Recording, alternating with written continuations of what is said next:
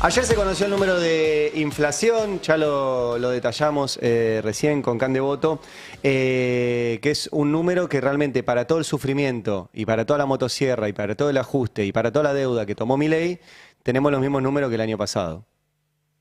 Por ende, no tiene tanta explicación y no tiene mucha justificación tampoco la política económica de Milei, que generó más pobres, más indigentes, peores salarios, más despidos, menos industria, menos comercio, menos consumo y todos los problemas que eso nos genera en nuestra vida cotidiana. El número es ese, 2,8. En octubre, noviembre, diciembre teníamos esos números. ¿Para qué tanto sufrimiento? Los números son muy duros, se necesita más de 1 millón de pesos, más de 1.100.000 pesos, vamos a mostrar los gráficos del INDEC, ahí está. Una familia de 4 integrantes, ¿sí? 2 adultos y 2 menores, necesitan 1.110.000 pesos para no ser pobres y esto no cubre alquiler. Y esto no cubre alquiler. Entonces se necesita mucho más. De hecho, perdón, Fer, te voy a pedir al revés, te voy a pedir primero la imagen de alquileres, porque si necesita 1.100.000 pesos una familia de 4 integrantes para no ser pobre, y los alquileres, según la agrupación Inquilinos Agrupados, desde la derogación de la ley de alquileres, los precios de alquileres casi se quintuplicaron, todos los meses muy por encima de la inflación, y abril no solo no fue la excepción, sino que sigue bastante arriba de inflación y por regiones peor. Ahí están viendo el gráfico de cuánto dio la inflación y cuánto subieron los alquileres de vivienda en cada una de las regiones del país. Acá en el Gran Buenos Aires, 1 punto arriba de inflación. En la región pampeana, el triple que inflación. En el norte, el doble que inflación. En el noreste, el doble de inflación. En Cuyo, el doble de inflación. Y en la Patagonia, ahora que estamos hablando de Tierra del Fuego y del régimen industrial, etcétera, la inflación fue del 2,7, los alquileres aumentaron un 12,6. O sea, por 5 la inflación. Entonces se necesita mucho más en la Argentina para no ser pobre. Como mínimo el doble. Como mínimo un ingreso en una familia de 4 integrantes de 2 millones de pesos. Significa 2 sueldos de 1 millón de pesos. ¿Cuántos de ustedes tienen esa posibilidad? Bueno, si no, son pobres. Por eso los pobres son cada vez más en la Argentina. Por eso es imposible que este gobierno haya sacado a 10 millones de personas de la pobreza. Porque los que eran pobres cuando asumió este gobierno, que había muchos pobres cuando asumió este gobierno, siguen siendo pobres. Y los que estaban ahí en el límite pasaron a ser pobres. Si no nos explican 15 meses consecutivos de caída de consumo, despidos, baja del salario. Y ahora sí te pido, porque la pobreza en Argentina se mide por ingresos, entonces está directamente vinculado a cuánto cobramos. Te pido el dato que dio Dani Steingart, que les vuelvo a recomendar que lo sigan y que sigan el laburo que hacen desde Fundar, porque la verdad que está muy bueno y es difícil a veces en la Argentina acceder a información que esté no solo bien tomada de las bases estadísticas, sino bien laburada después para mostrarla. Cuenta Dani Steingart que el 29% de los ocupados son pobres en Argentina, de los ocupados, o sea, de los que tenemos laburo. 1 de cada 3 que tenemos laburo son pobres. Pero hay enormes diferencias según el tipo de empleo que tienen. Esto está bueno.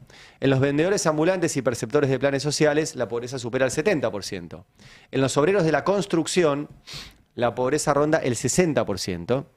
En cambio, la pobreza es menor al 15% en los directivos de nivel medio y alto, en los empresarios pequeños, medianos y grandes, en los profesionales, tanto asalariados como autónomos, en los trabajadores administrativos y en algunos técnicos, docentes y trabajadores de la salud. Y muestra el gráfico, que lo podemos compartir, donde ahí está el nivel general y sectores que están en el 70, 60, 50 y pico, 50% de pobres, y algunos que están más abajo. Obviamente hay mucho menos pobres entre los directivos de las empresas, empresarios y algunos sectores puntuales de la economía.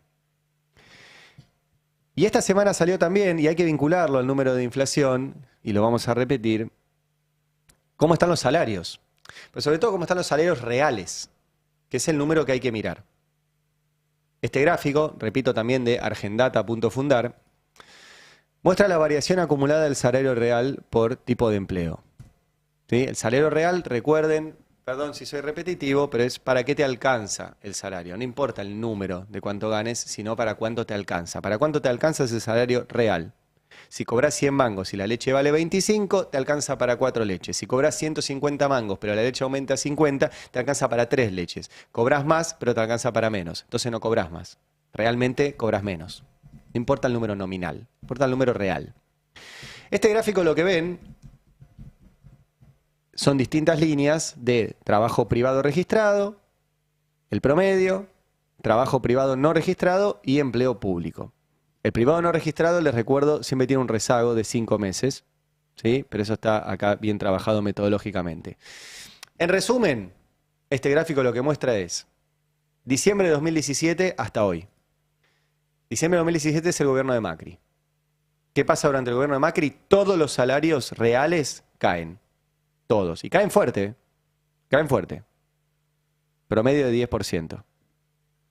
¿Qué pasa durante los 4 años del gobierno de Alberto Fernández y Cristina Fernández de Kirchner? El electrocardiograma, sea esto que sube, baja, se ve una caída en la pandemia, sobre todo del sector no registrado, que recuperó después, pero nunca recuperó lo que había perdido con Macri. Si ustedes ven el gráfico, Macri lo baja, lo deja en un estadio, durante los 4 años del gobierno peronista está ahí, con una pandemia en el medio, pero nunca sube. Nunca sube. Y llega Milei en diciembre de 2023. Y en el gráfico se ve muy clarito que ahí hay una caída no como la de Macri. Es como bien le dijo Macri a Milei, hace lo mismo pero más rápido. Bueno, bajó un promedio de entre 20 y 30 puntos todos los salarios al toque. Y después hubo una leve recuperación durante todo el año pasado, pero todavía los salarios reales no alcanzan los niveles de la pandemia. Los niveles de la pandemia, no los que recibió Milei. Los que recibió Milei no están. Todavía no alcanzan los niveles de la pandemia, los salarios reales. Ni el privado registrado, ni el promedio, ni el privado no registrado, ni los salarios públicos, que son los que menos se han recuperado. Entonces tenemos un país de trabajadores pobres. Pues todo esto que estamos viendo es gente con laburo. Gente con laburo, que es pobre. Y que diga lo que diga el número de inflación de ayer, que es alto, que tiene una inflación núcleo alta, que está en algunas cosas retenida por el gobierno, un montón de cosas. Lo real es que el salario real es menor que en la pandemia en todos los rubros. En todos. Uno de los que más sufren esto son los jubilados, que ahora no son ocupados, son jubilados, laburaron toda su vida. En muchos casos pudieron hacer aportes porque estaban registrados, en muchísimos casos no. Entonces tuvieron la posibilidad y el derecho a entrar a una moratoria. La moratoria es un derecho que además se paga.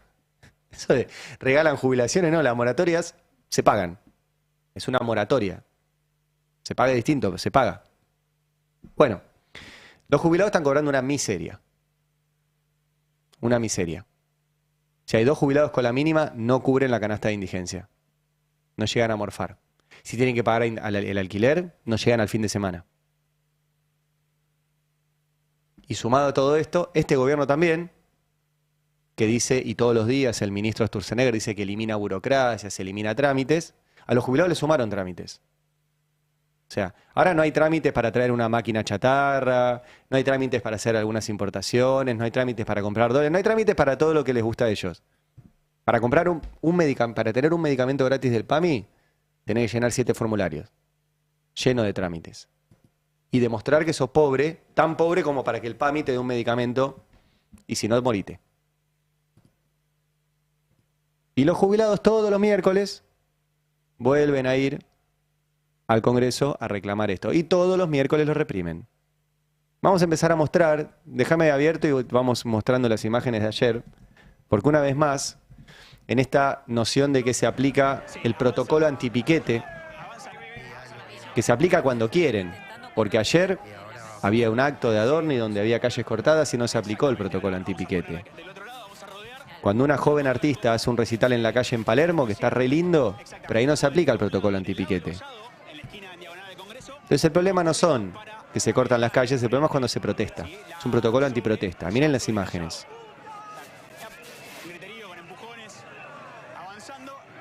Nuestras espaldas ahora se empieza a liberar también con mucho cuidado y con bastante peligro el tránsito con las motos que pasan rápido, que son las primeras en poder pasar, ¿sí? A manifestantes. Ya la imagen que estamos viendo ahora, que es una imagen que el sistema de medios comparte diciendo la policía aplicó el protocolo antipiquete, es la policía cortando la calle.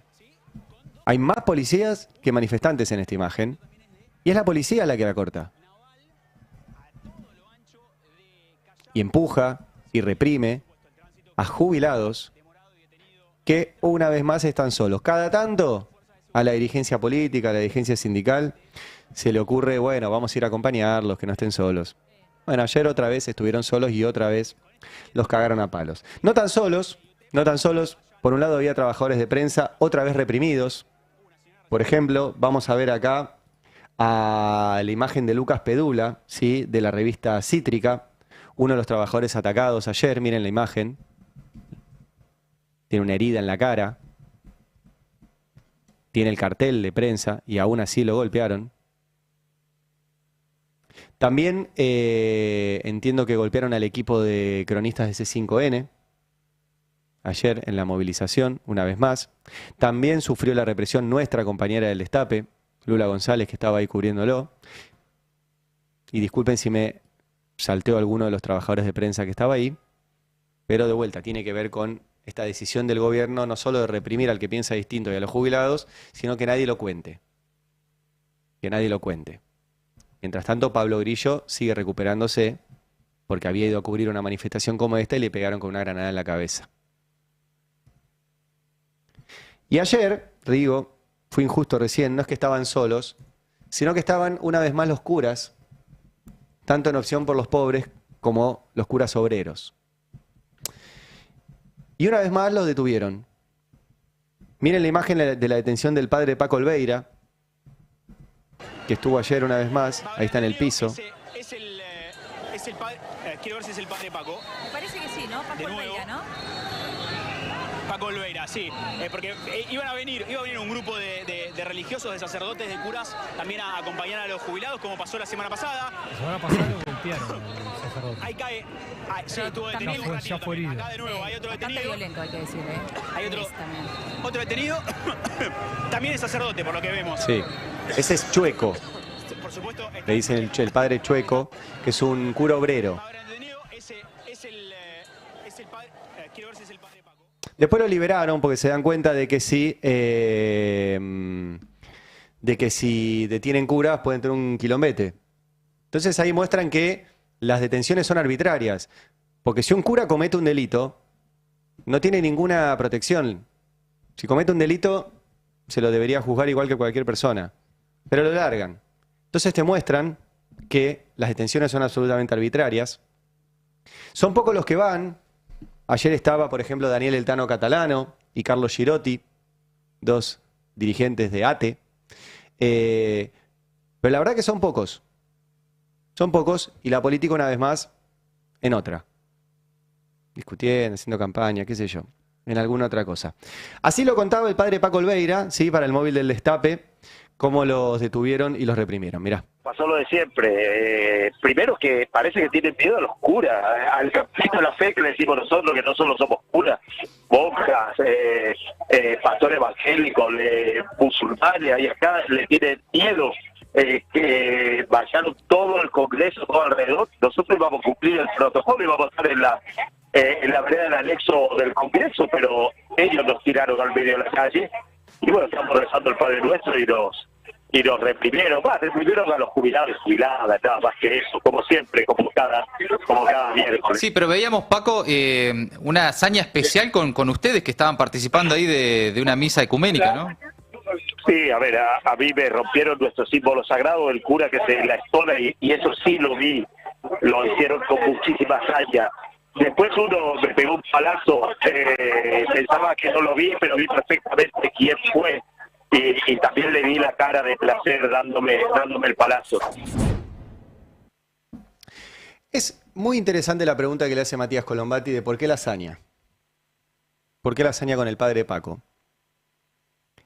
Y yo me acordé de algo que les mostré esta semana y que fue una provocación de Leila Gianni. Leila Gianni era la funcionaria del Ministerio de Capital Humano, que fue la que puso la cara para justificar que el Ministerio de Capital Humano, dirigido por Sandra Petovelo, tenía más de 5 millones de kilos de alimentos guardados que se estaban por vencer. Y que se hubiera vencido si nosotros, justo hace un año, no lo hubiéramos publicado acá en el Destape. Leila Gianni se hizo muy conocida en ese momento porque era la que iba y decía que había curros y que habían cortado la corrupción.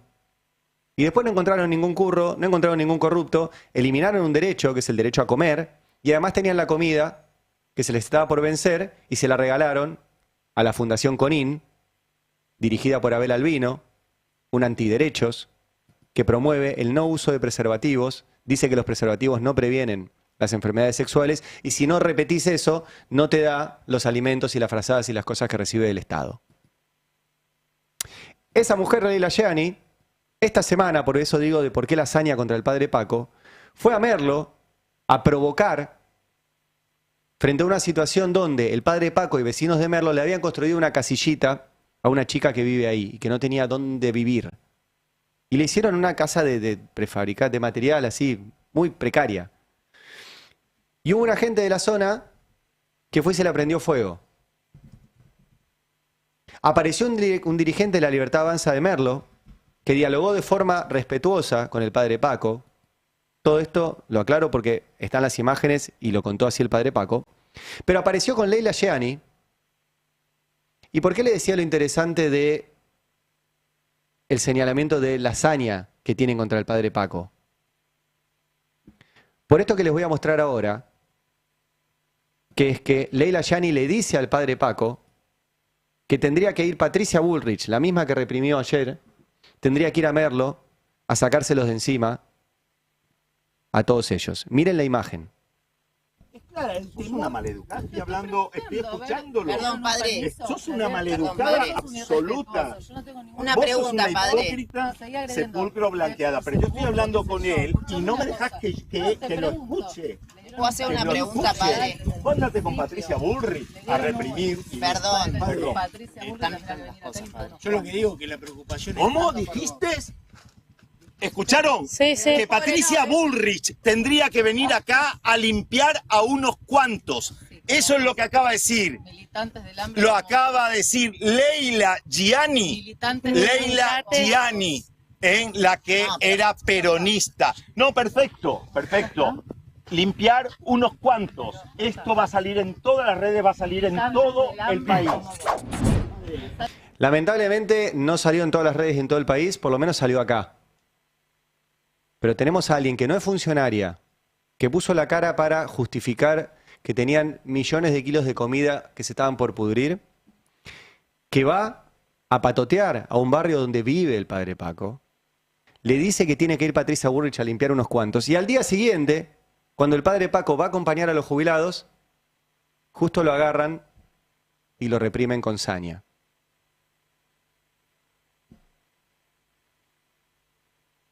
¿Cómo es esto? ¿Cómo lo explican? Bueno, esa es la situación todos los miércoles y sería muy interesante que el sistema de medios publicara ese video que acabamos de publicar nosotros, donde va alguien que dice que no es funcionaria a decir que Patricia Bullrich tiene que ir a limpiar a la gente, que a ellos no les gusta lo que hacen. La verdad que el laburo del padre Paco y de todos los curas en Opción por los Pobres es de una importancia y de un amor. Nada, les recomiendo si pueden alguna vez que vayan y si pueden alguna vez que colaboren con ellos. Vamos a meternos con el otro tema que no tiene mucha prensa, que es un comunicado ayer, por eso el editorial se llama Pobres, Reprimidos y Sin Ciencia, del Consejo Interuniversitario Nacional, del CIN.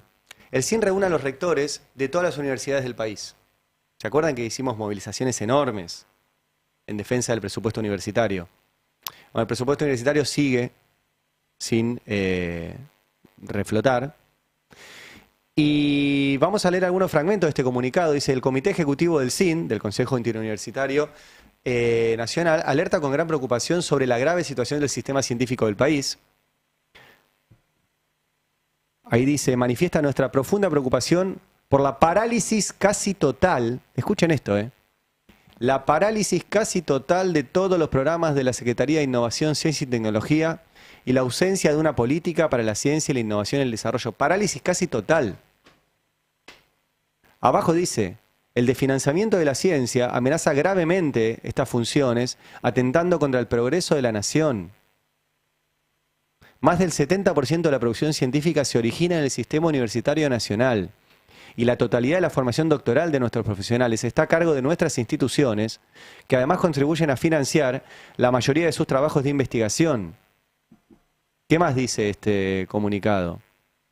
Se cancelaron los contratos con todas las grandes editoriales del mundo. Se suspendieron casi la totalidad de las actividades vinculadas al programa Raíces. Raíces era para que volvieran los científicos. Se desfinanciaron prácticamente todos los programas de colaboración internacional y multilaterales de cooperación científico-tecnológica.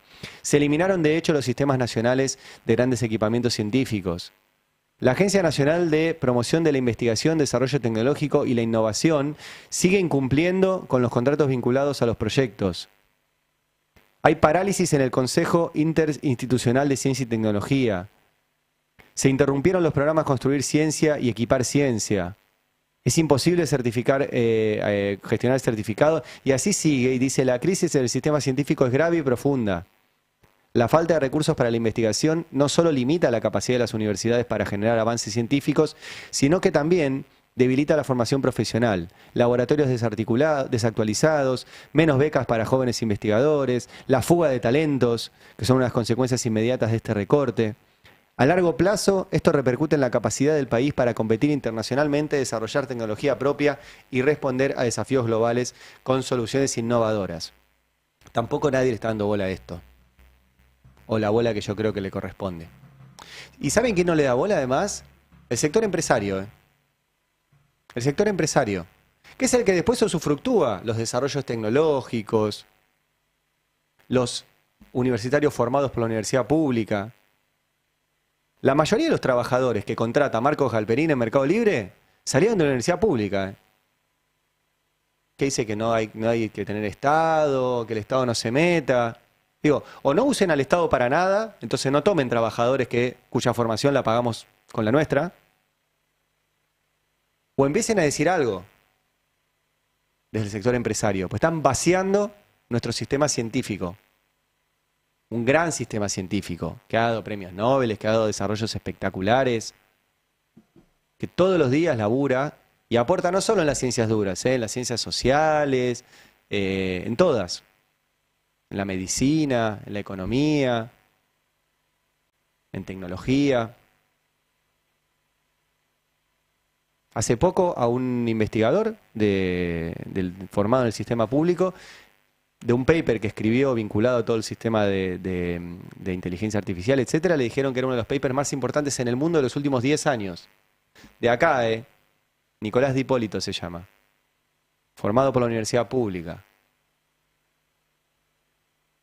Uno de los papers más importantes de los últimos 10 años escribió. Y acá están desfinanciando todo el sistema universitario.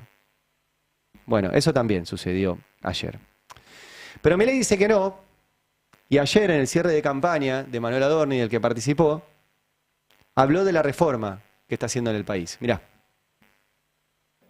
Bajo este nuevo paradigma que impera en la Argentina, el gobierno del presidente Javier Milei impulsará una serie de modificaciones al régimen migratorio. De ahora en adelante, cualquier condenado que intente ingresar a través de la frontera será rechazado por... Se nos chispoteó un Adorni hablando del sistema migratorio, ahora lo va a contar Beldic. Eso, vamos al 19, donde Milei estuvo en el cierre de campaña y habló de sus reformas estructurales. Con lo que fue el DNU 7023 y lo que fue la ley Bases, nuestra reforma estructural de inicio fue 8 veces más grande que la reforma de Carlos Saúl Menem, que había sido la más grande de la historia.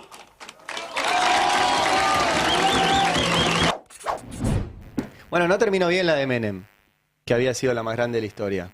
Terminó con un Estado roto, con menos industria, con menos soberanía, con empresas públicas regaladas, y aún así no le alcanzó, se terminó yendo y el país explotó. Bueno, efectivamente, Milei habla del DNU 70-2023, cuya resolución la Corte sigue durmiendo.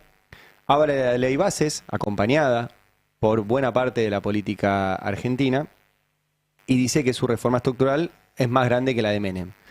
Bueno, el menemismo no terminó bien. Así que, siguiendo la lógica Milei, esto va a terminar peor. Y aún así no les alcanza. Escúchenlo ayer a Marcelo Álvarez.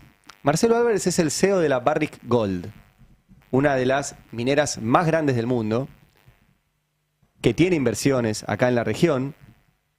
Dentro de la ley base, ¿se acuerdan? Estaba el RIGI, el régimen de incentivo para grandes inversiones, que les habilitaba a las empresas a hacer lo que se les cante, básicamente. Venir, amortización acelerada, estabilidad de impuestos por siempre, exportar todo lo que quieran, no comprar ningún producto acá. O sea, un régimen ridículo para un país serio. Todos los países serios tienen que tener regímenes de incentivo de inversiones. Sí, recontra. Incentivar la inversión es decirle, vení, hace lo que quieras. Pero aún así, escúchenlo al CEO de la Barrick Gold justo ayer, mirá. Lo que dije recién, con el RIGI no alcanza. Todavía hoy el cobre se desarrolla a 5.000 metros de altura. La inversión en Argentina es mucho más compleja que hacerla en Chile. Entonces, el inversor entre ir a Chile, que ya tiene la infraestructura, o venir a Argentina, que tiene que construir la ruta, que tiene que construir su propia línea eléctrica, va a tomar la decisión de irse a un país donde todo eso ya está. Es re interesante esto que dice, porque dice, no, bueno, genial, está buenísimo el RIGI, hago lo que se me canta. ¿Cómo saco el cobre? Por una ruta. ¿Qué dice el gobierno? No hago rutas, no hay obra pública. Bueno, también necesito electricidad. ¿Qué dice el gobierno? No hago obra pública de electricidad. ¿Por qué? Porque ajusto, porque necesito vender ese famoso superávit. Bueno, no funcionan las cosas así. Y aún estos tipos, que no es que son altruistas, están acostumbrados a contextos mucho peores, aún así dicen, no, ¿sabes qué? Con el RIGI no me alcanza, quiero más. Quiero más. Con otro problema además.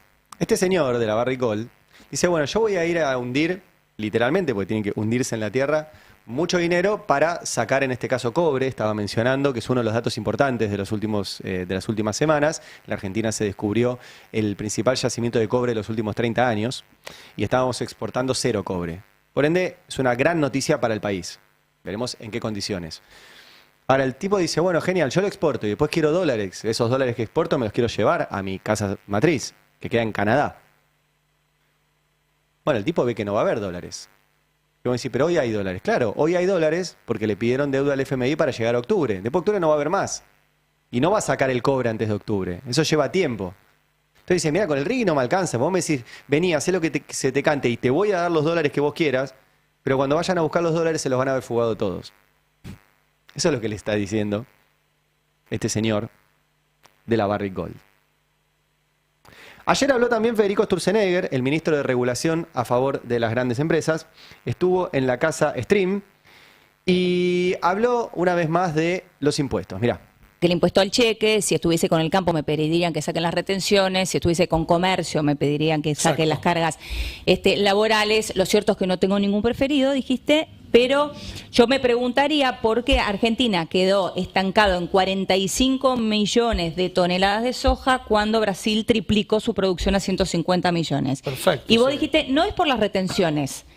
Ya te digo desde acá, yo disiento, pero me gustaría que lo expliques vos, porque la verdad que hay mucho enojo con respecto a eso. Bueno, a ver, me parece que lo primero que yo planteaba es que cuando vos planteás, cada sector como que va con su pedido de baja de impuestos. Sí. Y yo lo primero que le digo a los empresarios de cualquier nivel es, no nos pidan baja de impuestos porque me tenés que pedir baja de gasto, me tenés que pedir motosierra, porque la motosierra es lo que permite que bajamos los impuestos porque es sustentable. Porque si no, lo que ocurre es, yo te bajo los impuestos a vos, pero si no bajo el gasto, ¿de dónde saco la guita? Bueno, pídanme que reduzca los gastos, dice. Pídanme que reduzca los gastos. Bueno, esta declaración llega en medio de la decisión del gobierno de modificar los regímenes arancelarios que tiene Tierra del Fuego, que es repito, una discusión muy interesante que hacer con Tierra del Fuego, ¿eh? Muy interesante, de la cual obviamente tienen que participar el gobierno de Tierra del Fuego, los habitantes de Tierra del Fuego, el gobierno nacional, las cámaras empresarias, los sindicatos, las centrales sindicales, todos. Porque tenemos una provincia muy importante, geopolíticamente relevante, con acceso a recursos naturales, a la Antártida, donde las Malvinas forman parte de esa provincia, y donde hace muchos años hay un régimen que es aprovechado por dos empresas, ¿sí?, de la familia Chernahovsky y de la familia Caputo, en detrimento del resto de la industria argentina porque están en distintas condiciones. Eso es lo que sucede. Ahora, lo que pasó es que como había que poblar esa provincia, efectivamente eso generó muchos puestos de trabajo.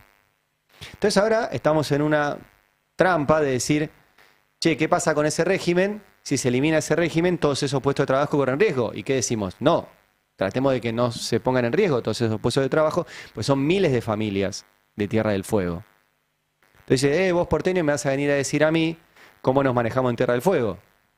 Pero por eso esta cuestión del federalismo, de que cada provincia decida lo que quiere, es falso.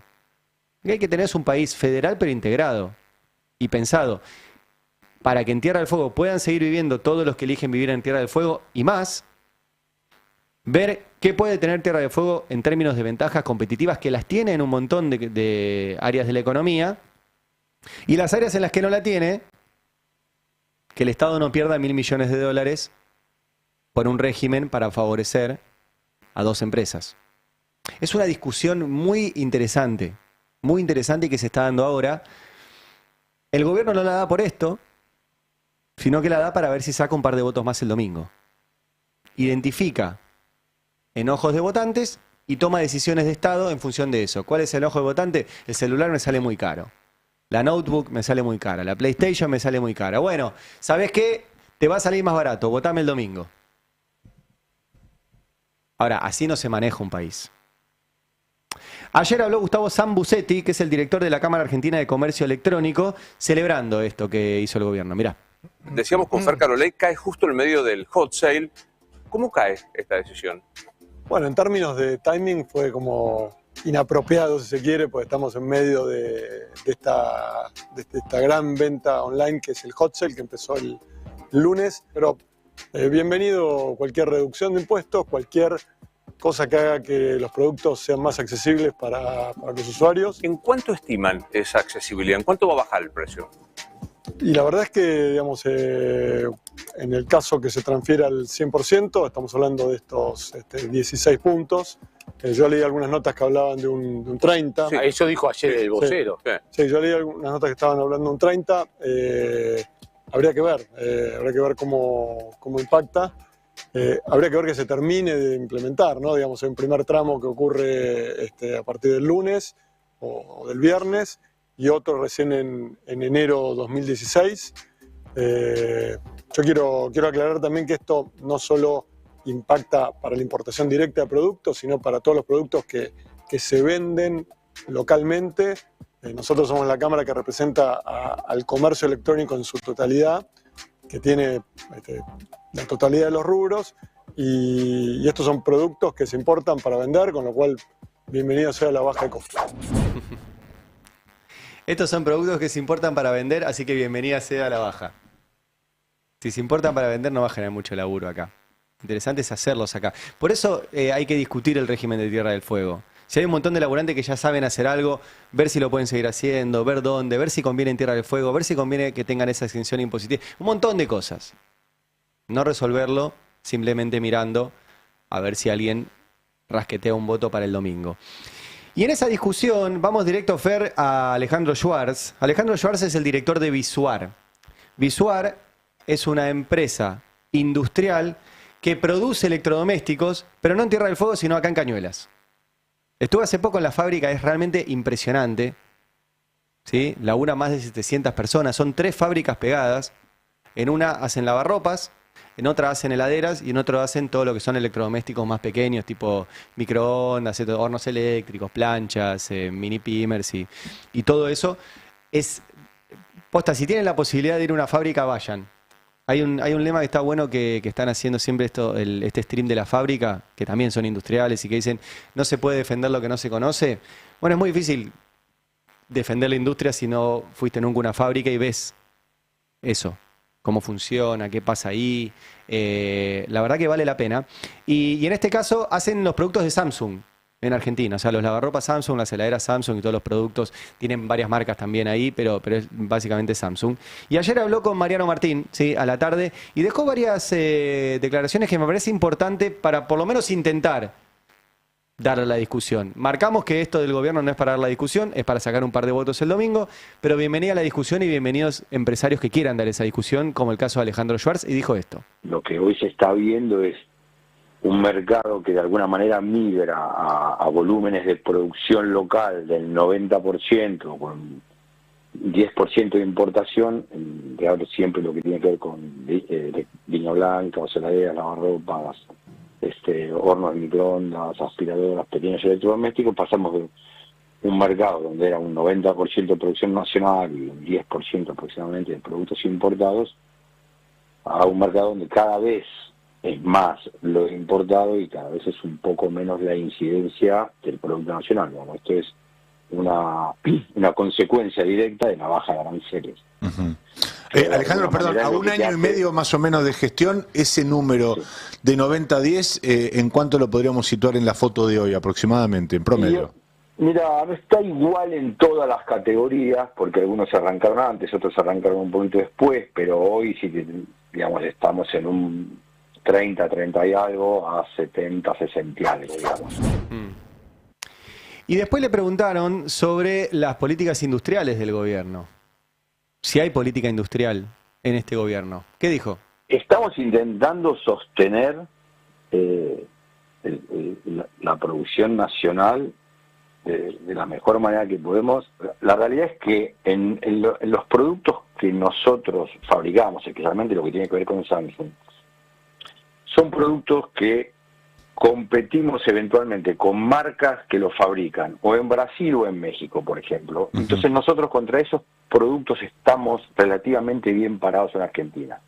El problema es cuando vos vas a productos por ahí un poco más masivos, de menor valor, que compiten contra productos que puedan venir básicamente de China. Entonces ahí es donde más golpea el producto importado hoy.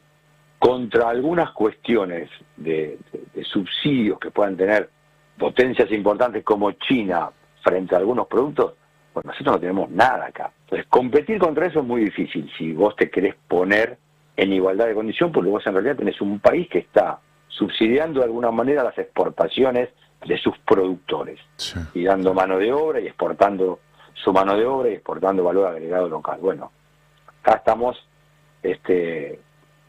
con un tenedor y nos dan sopa. Estamos con un tenedor y nos dan sopa, es espectacular. Una gran analogía. Bueno, el que hablaba era Alejandro Schwartz, repito, uno de los directores de Visuar, que producen y son industriales acá en Cañuelas. Tienen un parque industrial que les recomiendo algún día, si pueden, visítenlo, y es parte, entiendo, de esta discusión. Este gobierno tiene cero política industrial. Les dice a los industriales: cerrá, date vuelta, trae el producto de afuera, dólar barato, no generes puestos de trabajo en Argentina y dedícate a tener cajas. ¿Sí? Que yo sepa, a los industriales no les gusta mucho eso. Me acuerdo uno de los que vino acá al programa que le preguntamos, le dice: ¿vos podrías cerrar tu empresa y dedicarte a importar? Y me dice, y nos dijo: las cajas no hacen ruido. Yo tengo mi despacho cerca de las máquinas. Me crié dentro de una fábrica, en la fábrica hay ruido. Sin ruido no quiero vivir. Y eso de verdad es la gran discusión que tenemos ahora. El gobierno alienta que todo venga de afuera. Con un dólar barato, con ninguna política industrial. Y eso es menos laburo en la Argentina. Y no va a ser todo más barato. El día que no haya industria nacional y no compitan los que importan, lo van a subir el precio igual. El precio es el máximo que te pueden cobrar. Si no tienen competencia, te van a volver a cobrar lo mismo.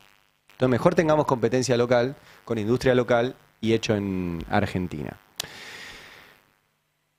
Cierro una vez más con los discursos de odio. Ayer en el cierre de campaña de Manuel Adorni, donde estuvo Milei, no fue la excepción. Primero Manuel Adorni dijo esto. Un pedido. Vayamos a votar y sepultemos de una vez y para siempre al kirchnerismo. Se los pido, por favor. Hagamos la Argentina y la ciudad de Buenos Aires grandes otra vez como cada uno de nosotros nos merecemos. Sepultemos al kirchnerismo, dijo Manuel Adorni. ¿Y qué dijo Javier Milei? Le entregaron la calle a los piqueteros y la recuperamos. Multiplicaron la inflación y la estamos aniquilando. Le regalaron el Estado a los gerentes de la pobreza y los rajamos a patadas. Dejaron que avancen las mafias y las estamos frenando. Durante años ellos buscaron mantener sus privilegios a costa de tu libertad y de tu seguridad. Cuando ellos ganaban, vos perdías. Eso hoy se terminó. Queremos llevar este modelo a la ciudad y solo podemos hacerlo con tu voto. La libertad avanza en todo el país. La ciudad no se puede quedar atrás. Pongamos el último clavo al cajón del kirchnerismo. ¿Es kirchnerismo o libertad? ¡Viva la libertad, carajo! Es como la política mortuoria, ¿no? Porque una cosa es, ganémosle una elección, cambiemos la ciudad de Buenos Aires, vivamos un país mejor. No. Acá es muerte. Muerte. Sepultar. Ponerlo en un cajón. Y poner en un cajón y sepultar al que, según Milei, te saca tu libertad. Eso es constantemente la incitación al odio. Vos odias al que te saca la libertad. ¿Por qué me la sacás? Y quiero juntar esto con la acción colectiva que hemos hecho hoy, que es la publicación, tanto en el Destape, como desde el Sindicato de Prensa, como desde Tiempo Argentino y todos los medios que se quieran sumar, con firma colectiva de la nota por la cual Milei me hizo una denuncia penal.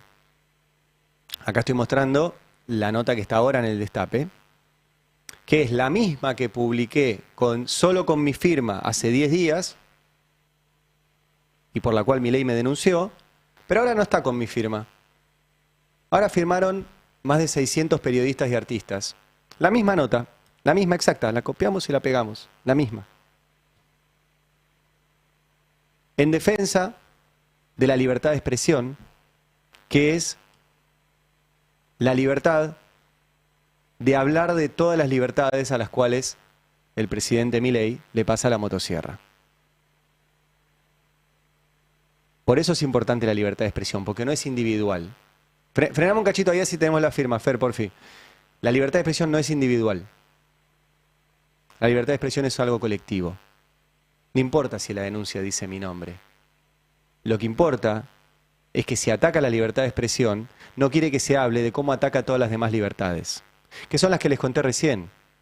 La libertad de vivir bien, la libertad de tener un salario digno, la libertad de tener un laburo, la libertad de tener una jubilación digna, la libertad de acceder a comida, la libertad de acceder a medicamentos, la libertad de acceder a un alquiler, la libertad de protestar y que no te caguen a palos. Todas esas libertades a las cuales Milei les pasa la motosierra, si además restringe la libertad de expresión,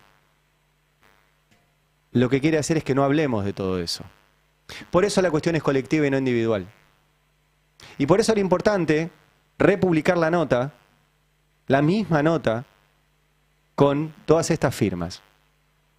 Les leo algunas de las firmas. Está María O'Donnell, está Alejandro Berkovich, Cecilia Roth, Matías Martín, Vicentico, está Daddy Brieva, está Roberto Navarro, está Noelia Barral Grijera, Pablo Echarri, Víctor Hugo Morales, Julia Mengolini, Pedro Saborido, Beto Casella, Eduardo Liberti, Nora Bar, Roberto Caballero, Gisela Busaniche, Darío Grandinetti, Ezequiel Fernández Mura, Alfredo Zayat, Luciana Pecker, Daniel Tonietti, Fernán Mirás, Clemente Cancela, Pablo Yonto, Gabriel Sued, Marta Dillon, Nicolás Lantos, Carlos Ulanowski. La lista, la verdad, que es realmente impresionante. De personas que no pensamos exactamente lo mismo, que tenemos diferencias, que laburamos en distintos medios, Sigo la lista, perdón, voy abajo. Firmó Emilce Pizarro, Juan Luis González, Federico Mayor, Claudia Acuña, Javier Malosetti, Adrián Murano, Periodistán, Cintia García, Marcelo Falac, Ariel Sac, Sebastián Lacunza, Can Devoto, Alejandro Wall, Bruno Bimbi, Juan Agosto, Esteban Rafael, Ricardo Ragendorfer, Cecilia Camarano, Fernando Soriano, Ezequiel Coppel, Werner Pertot, Pablo Caruso, Carla Gaudensi, Camilo García, Poli Sabatés, Johnny Eguier, Ana Pauletti, Fabián Walman, Jimena Fuertes, Marco Teruggi, Agustín Lecky, Paco Rabini, Carla Pelliza, Carlos Barragán, Ayelén Puyol, Cristian Siminelli, Caloyán Santos, Emanuel Respighi. Bueno, son 600 nombres, me voy a parar ahí. Están los 600 nombres en la lista, en la nota publicada, son más de 600. Y esto, la verdad que primero nos genera mucho orgullo y honor que alguien tome una nota escrita por mí y diga, yo la firmo, como si fuera mía. Y ya no es mía, sino que es nuestra la nota.